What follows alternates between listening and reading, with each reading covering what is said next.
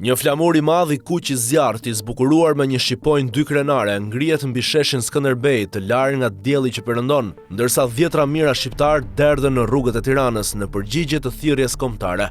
E gjitha filloi me një video të publikuar në maj që u bë virale duke treguar një roje private sigurie duke tërhequr zvarr një aktivist nga rezervati natyror Vjos Nart në Zvërnec. I riu kishte kundërshtuar instalimin e një gardhi që besohet të jetë hapi i parë në një projekt zhvillimi turistik të lidhur me resortin luksoz që Jared Kushner, dhëndri Donald Trump, dëshiron të ndërtojë në Zvërnec. Sot shënohet dita e 35 e asaj që është quajtur revolta e flamingove. Vendodhja dhe ora e tubimit mbeten të njëjta. Takohemi tek sheshi i operas në orën 7 të mbrëmjes dhe mos u vononi. Thot aktivisti Jurgen, ai jeton në Tiranë për më shumë se 10 vite dhe del në rrugë çdo ditë, siç kanë bërë të gjithë në qytet që nga maji, perëndimi i diellit ka shijen e hidhur të një revolucioni. Sheshi vazhdon të mbushet me njerëz nga çdo cep i vendit. Këtë të shtunë, thirrjes ju përgjigjen edhe nga jashtë vendit. Shqiptarët nga diaspora u dyndën nga e gjitha Europa, Italia, Greqia, Hungaria, Gjermania. Ironikisht, ditëlindja e kryeministrit Rama po festohet në pallatin e kryeministrisë dhe si dhuratë, protestuesit kërkojnë dorëheqjen e tij. Rama jepet dorëheqjen,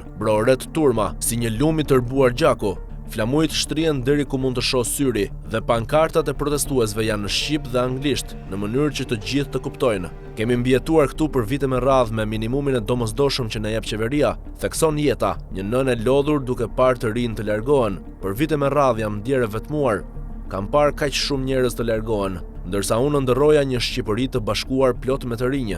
Jo një vend të plagosur dhe të largët që bashkjeton me nostalgjinë e prindërve që qëndrojnë këtu dhe shohin fëmijët e tyre të largohen. Në ditën e parë të protestave ajo thotë se hasi rastësisht. Atë ditë u tërhoqa nga drita e rinis, e cila më tërhoqi si një magnet. Dhe që nga ai moment nuk ndihem më e vetmuar. Shifrat flasin vet. 700.000 njerëz nën 35 vjeç janë zhvendosur jashtë vendit në 10 vitet e fundit. Dhe unë jam këtu sepse sot dua që ata të na shohin. Si mund ta ndërtojmë të ardhmen e vendit tonë nëse vazhdojmë të largohemi? Pyet Jurgen dhe më pas argumenton, pavarësisht pjesëmarrjes së madhe të sotme. Sipas organizatorëve, patin më shumë se 50.000 protestues. Shumë, veçanërisht të moshuarit, nuk duan të marrin pjesë në demonstrata sepse besojnë se është e pakuptimt, sepse sistemi ka qenë kështu për shumë kohë. Unë besoj në ndryshim dhe uroj që jo vetëm kryeministri, i cili edhe sot po na tall në vend që të na dëgjoj, por edhe i gjithë parlamentit të jap dorëheqjen. Kjo ndodh sepse korrupsioni është i përhapur.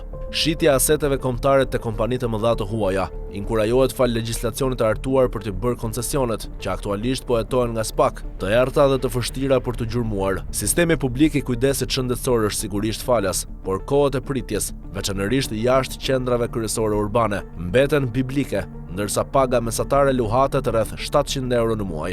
Problemi kryesor është sistemi i korruptuar i atyre që punojnë në administrat, këta njerëz që kanë vjedhur para publike për dekada. Dhe për këtë arsye duhet të fillojmë të ndjekim penalisht ata që pranojnë korrupsionin. Është një klishe, veçanërisht për ata që nuk kanë përjetuar kurrë një demonstrat, arsyeton Jurgen, të mendosh se është e rrezikshme. Ne nuk duam dhunë, ndërsa marshon në procesion. Aktivisti thotë se politikanët që ai i konsideron hipokrit janë gjithashtu të pranishëm sot. Për shembull, mendoj se përpjekja e Berishës për të hipur mbi valën e protestave është qesharake. Djali i tij zotëron gjysmën e Shqipërisë. Nuk e kemi harruar këtë. Protestat e ambientalistëve kanë nxjerrë në pa kënaqësinë dhe kjo valë re trazirash përfshin një sër temash shumë të ngjashme me ato që ndodhin në Serbi pas kryengritjes studentore, pas shembjes së stacionit të autobusëve në stacionin e Novi Sad. Artikulli i referohet protestes kombëtare të së shtunës, ndërkohë sot revolta hyn në ditën e saj të 37.